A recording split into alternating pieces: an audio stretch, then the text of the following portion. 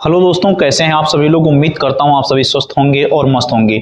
तो मैं रितेश यादव आप सभी का स्वागत करता हूं अपने मिशन सिलेक्शन RE पॉइंट में, जो कि ये हमारा इकोना श्रावस्ती में कोचिंग संस्थान स्थिर है, भिनगा रोड पर।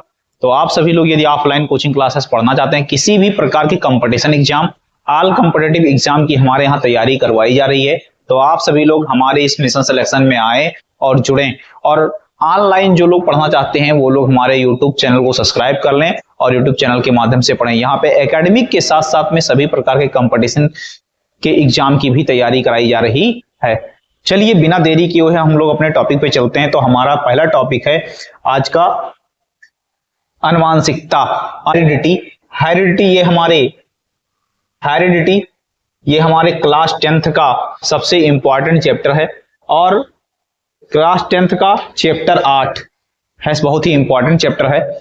इस चैप्टर का नाम है आनुवांशिकता, जिसे हेरिडिटी कहते हैं। इसके अगर जनक बात कर ली जाए, हेरिडिटी के जनक कौन है, तो ग्रेगर जॉन मेंडल को आनुवांशिकता के जनक माना जाता है, क्योंकि ये इसके जनक हैं। इन्होंने हेरिडिटी पर बहुत अच्छे से शोध किया है और खोज किया है।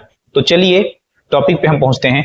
असल में अब इंपॉर्टेंट टॉपिक की हम बात कर लें कि इंपॉर्टेंट टॉपिक कौन कौन से हैं। तो लक्षणों की वंशागति में मेंडल की योगदान, यानी मेंडल के क्या क्या योगदान हैं, जिसके बारे में हम लोग को पढ़ना है। और ये क्लास 10th लेवल के काफी इंपॉर्टेंट क्वेश्चन है, शॉर्ट आंसर में अक्सर पूछे जाने वाले प्रश्न हैं। लक्षणों की वंशागति के मेंडल का योगदान, यानी मेंडल का योगदान लक्षणों की वंशागति पर क्या है, ये शॉर्ट आंसर में पूछे जाने वाले प्रश्न है। दूसरा टॉपिक है मेंडल का एक संकरण प्रयोग, ये लॉन्ग आंसर में पूछे जाने वाले प्रश्न है कि मेंडल ने एक संकरण पर क्या किया, और द्वि संकरण भी लॉन्ग क्वेश्चन में पूछे जाने वाले प्रश्न होते हैं। मेंडल के नियम, ये लॉन्ग और शॉर्ट दोनों में पूछे जाते हैं, यानी ये इतने प्रश्न इस टॉपिक से सबसे इंपॉर्टेंट है, यानी ये टॉपिक ये मान के चलो कि प्रति वर्ष पूछे जाने वाले प्रश्न हैं। दूसरा कह रहा है लिंग निर्धारण। लिंग निर्धारण पे अगर हम लोग चर्चा करें तो ये भी बहुत ही इंपॉर्टेंट है, ये लॉन्ग आंसर में लगभग पूछे जाने वाले प्रश्न होते हैं। तो बिना देरी किए हुए इतने सारे प्रश्न हमारे लॉन्ग और शॉर्ट में पूछे जाते हैं, तो इस पर आइए हम लोग चर्चा करते हैं और पढ़ाई करते हैं। हमारा अगर दूसरा टॉपिक है तो इस पे हम चर्चा करना स्टार्ट करेंगे। क्या चर्चा है कि ग्रेगर जॉन मेंडल। अब ग्रेगर जॉन मेंडल के बारे में अगर हम लोग ग्रेगर जॉन मेंडल के बारे में बात कर लें तो इनका जन्म जो है, किसका, मेंडल जी का जन्म जो है 1822 में हुआ था। और मेंडल जी की अगर मृत्यु की हम लोग बात करें तो 1884 में इनका मृत्यु हो गया था। अच्छा, अब ग्रेगर जॉन मेंडल रहने वाले कहां के थे, तो अगर इनकी हम लोग बात करें तो ये ऑस्ट्रिया शहर के रहने वाले थे। मेंडल ऑस्ट्रिया शहर के रहने वाले थे और इनकी प्रारंभिक शिक्षा गिरजाघर से शुरू हुई। एक नंबर के प्रश्न में पूछा जा सकता है कि मेंडल का प्रारंभिक शिक्षा कहां से आरंभ हुआ, तो हम लोग जवाब दे सकते हैं कि मेंडल का प्रारंभिक शिक्षा गिरजाघर से शुरू हुआ, तथा वह विज्ञान और गणित में क्या थे, विज्ञान और गणित अध्ययन के मेधावी विद्यार्थी थे। इससे भी एक नंबर का प्रश्न बन सकता है कि मेंडल कौन से विषय के मेधावी छात्र थे, तो आप सभी का आंसर होगा कि विज्ञान और गणित के। 2026 में इस तरह से प्रश्न बन सकता है। दूसरा क्या होगा कि ये अपने आगे की पढ़ाई कहां से की, तो ना विश्वविद्यालय से अपने आगे की पढ़ाई की और इनका अध्यापन हेतु एक सर्टिफिकेट परीक्षा दी, जिसमें ये असफल रहे। एक सर्टिफिकेट की परीक्षा दी जिसमें असफल हो गए थे। जब ये असफल हुए तो उसके बाद इन्होंने वैज्ञानिक खोज की प्रवृत्ति का दावा नहीं कर सका, इसलिए ये वापस लौट आए और कहा, एक गिरजाघर में, एक चर्च में फादरी के रूप में नियुक्त हो गए। वहां बच्चों को पढ़ाना स्टार्ट कर दिए और मटर के दानों पर, यानी मटर पर अपना शोध करना स्टार्ट कर दिया। बहुत वैज्ञानिकों ने मटर व अन्य जीवों के वंशागत गुणों का अध्ययन किया था। यानी हम लोग ये नहीं कह सकते कि मेंडल जी ने पहली बार मटर के दानों पे अध्ययन किया था, बल्कि इससे पहले भी बहुत सारे वैज्ञानिकों ने किया। लेकिन वंशागति की अगर जहां बात आ जाए, वहां पे मेंडल पे हम टिक कर देंगे कि मेंडल को ही वंशागति के जनक माना जाता है ना। परंतु मेंडल ने अपने विज्ञान एवं गणितीय ज्ञान को मिश्रित करते हुए वह पहले वैज्ञानिक थे जिन्होंने प्रत्येक पीढ़ी के एक एक पौधों द्वारा प्रदर्शित लक्षणों का रिकॉर्ड रखा और गणना किया। यानी मेंडल जी ने विभिन्न प्रकार के रिकॉर्ड को प्रदर्शित किया और उसके लक्षणों को दर्शाया। एक पीढ़ी नहीं, कई पीढ़ी, लगभग मेंडल ने 7 पीढ़ियों की वंशागति का अध्ययन किया मेंडल जी ने। और इनका एक प्रश्न आ जाएगा इस तरह से, मेंडल का जो प्रश्न होगा, प्रश्न कुछ इस तरह से होगा कि मेंडल का जन्म किस देश में हुआ था। ये 2024 में पूछे जाने वाले प्रश्न हैं। 2024 में ये प्रश्न पूछा गया है कि मेंडल का जन्म किस शहर में हुआ था। तो ऑप्शन हमारा होगा रूस, अमेरिका, ब्रिटेन, ऑस्ट्रिया। तो हमारा ऑप्शन जो सही जाएगा वो ऑस्ट्रिया जाएगा, क्योंकि मेंडल का जन्म जो हुआ था वो ऑस्ट्रिया शहर में हुआ था। दूसरा, अगर हमारे प्रश्न की बात कर लें कि हमारा दूसरा प्रश्न क्या होगा, तो हमारा अगर दूसरा क्वेश्चन ये आ रहा है, ये भी लगभग कई वर्षों में पूछे जाने वाले प्रश्न हैं। क्या है कि वंशागत लक्षण यानी हेरिडिटी किसे कहते हैं। तो आप लोग को हम बता दें कि हेरिडिटी किसे कहते हैं। हेरिडिटी वह प्रक्रिया है जो एक पीढ़ी से दूसरी पीढ़ी में स्थानांतरित होते हैं, यानी माता पिता से उनके संतानों में आते हैं। यह प्रक्रिया हेरिडिटी कहलाता है। जैसे ये है इसकी माता जी और इसके कान का रूप दिखाया गया है कि इसके कान कुछ इस तरह से हैं। ठीक इसके संतान की बात कर लिया जाए तो उसके संतान के भी कान कुछ इस तरह से हैं।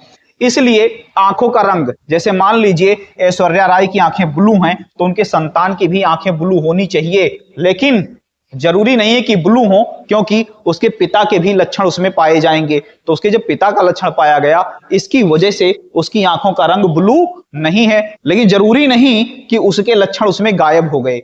इसकी ऐश्वर्या राय के, यानी वो जीनोटाइप कहलाएगा, जीन में छुपे हुए हैं, इन फ्यूचर में दिखाई देंगे।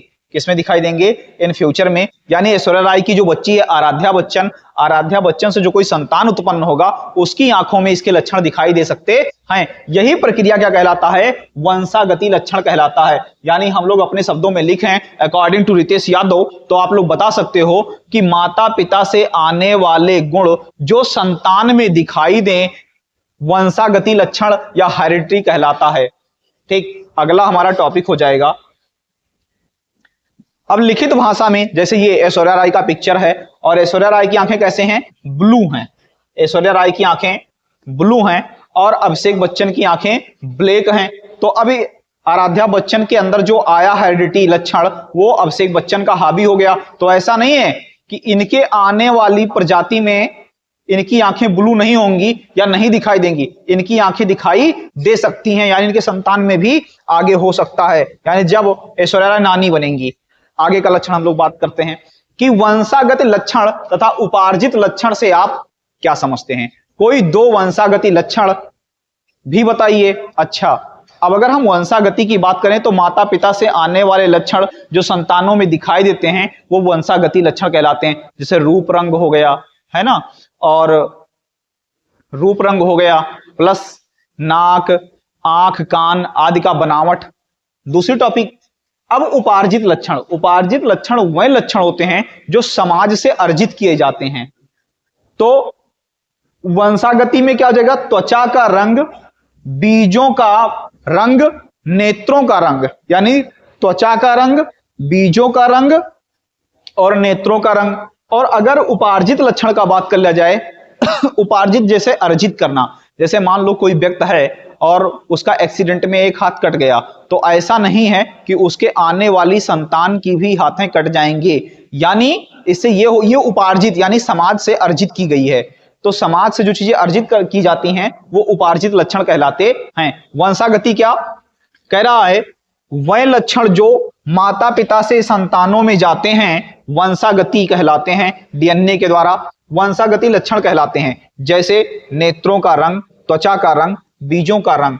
अब उपार्जित की हम लोग बात कर लें कि उपार्जित किसे कहते हैं, तो ये वह लक्षण होते हैं जो जीवन काल और या अगली पीढ़ी में अर्जित नहीं किए जा सकते हैं। यानी एक पीढ़ी से दूसरी पीढ़ी में अर्जित ना किए जाएं।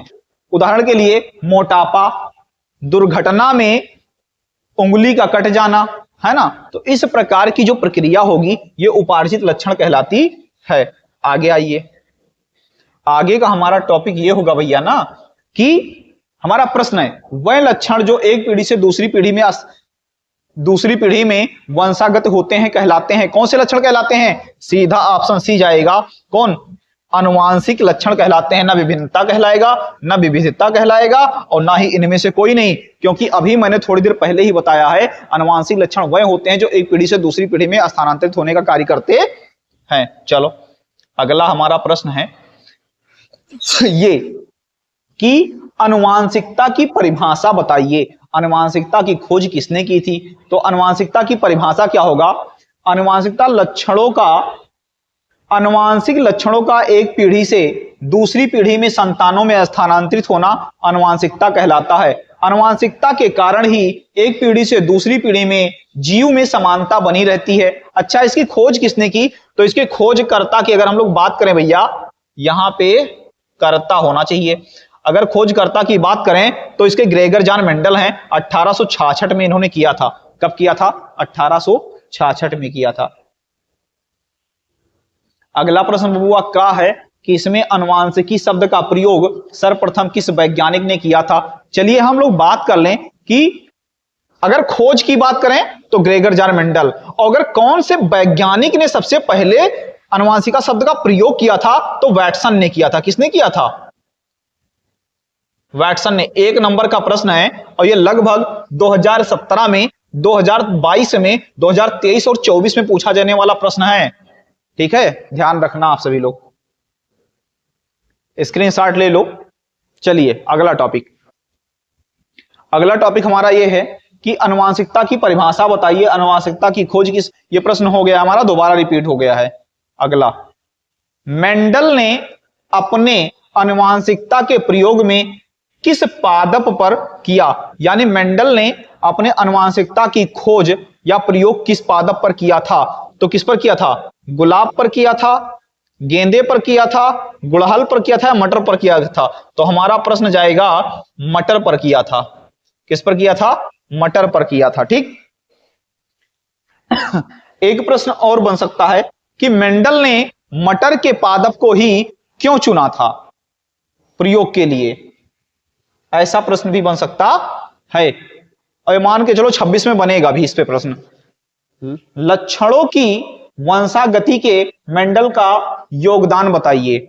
2020 में पूछे जाने वाला प्रश्न है। 22, 23, 24 और 25 में पूछा जाने वाला प्रश्न है। तो इस पे हम लोग बता सकते हैं लक्षणों की वंशागति के मेंडल का योगदान, यानी मेंडल के वंशागति लक्षणों पर योगदान क्या था? तो दरअसल अगर हम बात करें कि मटर का वैज्ञानिक नाम क्या है, तो वैज्ञानिक नाम पाइसम सटाइवम है।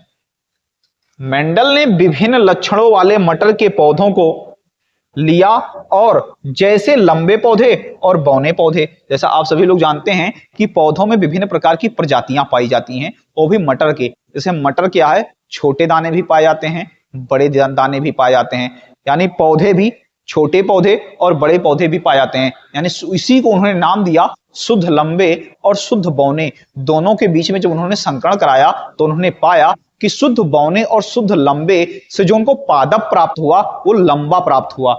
तो इसीलिए उन्होंने इस पर शोध किया था। दूसरा, मेंडल ने अपने प्रयोग में लगभग 29,000 मटर के पौधों पर अध्ययन किया। इन्होंने कितने, और 29,000 मटर के पौधों पर अध्ययन किया था तो कितने वर्षों में किया था बाबू? 8 वर्षों में किया था, यानी 8 वर्षों तक इनका अध्ययन चला था। अगला प्रश्न है, उन्होंने मटर के 7 लक्षणों की वंशागति का अध्ययन किया, यानी 7 अलग अलग प्रकार के प्रजातियों के पौधों पर इन्होंने अध्ययन किया, और वह समय काल सन 1857 से लेकर के 1865 ईस्वी तक रहा, जिसके अंतर्गत इन्होंने कठिन श्रम किया। देखो, आप लोग सोचते हो कि 10 दिन पढ़ के और हाई स्कूल टॉपर बन जाएं, और मेंडल का बात कर लो तो इन्होंने 8 वर्ष तक निरंतर संघर्ष किया था। तो भैया 2 दिन पढ़ने से कोई हाई स्कूल टॉपर नहीं हो जाएगा, मेंडल की तरफ जुट जाओ। अब अगला प्रश्न है, उन्होंने सिद्धांतों को दिया। अब जो इन्होंने सिद्धांत दिया वो सिद्धांत नेचुरल हिस्ट्री सोसाइटी सभा में रखा था, लेकिन अब ये सोचो कि इंसान जीवित है तो उसको सम्मान नहीं मिलता है, यानी इनकी बात को जब इन्होंने नेचुरल हिस्ट्री सोसाइटी में रखा तो इनकी बात को नकार दिया गया, माने नहीं गया कुछ कारणवश। इनके मरणोपरांत यानी मरने के बाद इनकी बात को माना गया, यानी मरने के बाद इनके मरणोपरांत इनको सिद्धांत मिला था। तो इसीलिए कहते हैं कि इंसान को अगर अच्छा बनना है तो अच्छा बनने के लिए इंसान को मरना पड़ता है। चलिए आगे, मेंडल ने आनुवांशिकता का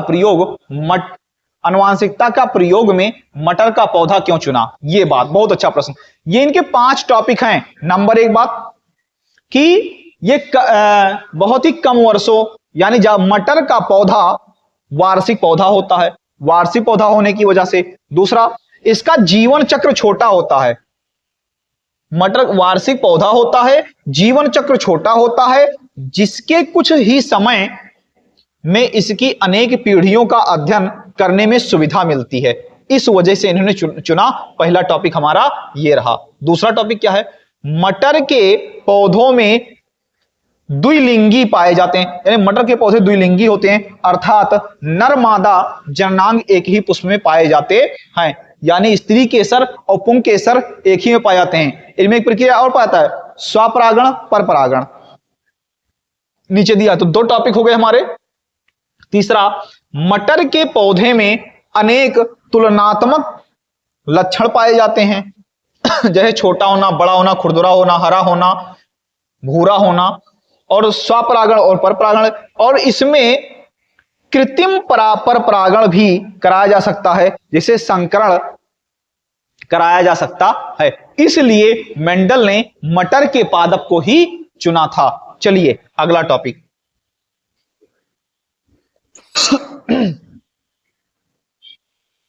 जीन प्रारूप तथा दृश्य प्रारूप किसे कहते हैं? अच्छा, इसको जीन प्रारूप में इंग्लिश में कहते हैं जीनोटाइप, और दृश्य प्रारूप को इंग्लिश में कहते हैं फेनोटाइप। जीनोटाइप और फेनोटाइप। जीनोटाइप उस प्रक्रिया को कहते हैं जो हमको क्या हो, यानी कि बाहर से दिखाई ना देती हो, हम लोग देख ना सकते हो, उसे जीनोटाइप कहते हैं। और जिसको हम लोग देख सकते हो, बाह्य रूप से अभिव्यक्त कर सकते हो कि किस प्रकार से है, उसे फेनोटाइप कहते हैं। ठीक है, किस प्रकार से? जीन प्रारूप आनुवांशिक संरचना की किस प्रकार है? इसमें जीन प्रारूप शब्द द्वारा व्यक्त किया जाता है। जीन प्रारूप दिखाई नहीं देता है। जीन प्रारूप क्या होता है? दिखाई नहीं देता है। और जो फिनोटाइप होता है, दृश्य प्रारूप होता है, यह बाहर से दिखाई देता है, जैसे आकार का बढ़ना, है ना, रूप, रंग आदि चीजें फिनोटाइप कहलाएगा। क्या कहलाएगा? फिनोटाइप कहलाएगा। आगे का टॉपिक मैं बहुत जल्द लेकर आने वाला हूं, तो आप सभी लोग हमारे वीडियो को लाइक करें, शेयर करें, ज्यादा से ज्यादा शेयर करें, और हमारे चैनल को सब्सक्राइब भी कर लें। चलिए किसी के साथ मिलते हैं किसी और वीडियो में। तब तक के लिए हंसते रहें, मुस्कुराते रहें और हमारे वीडियो को देखते रहें।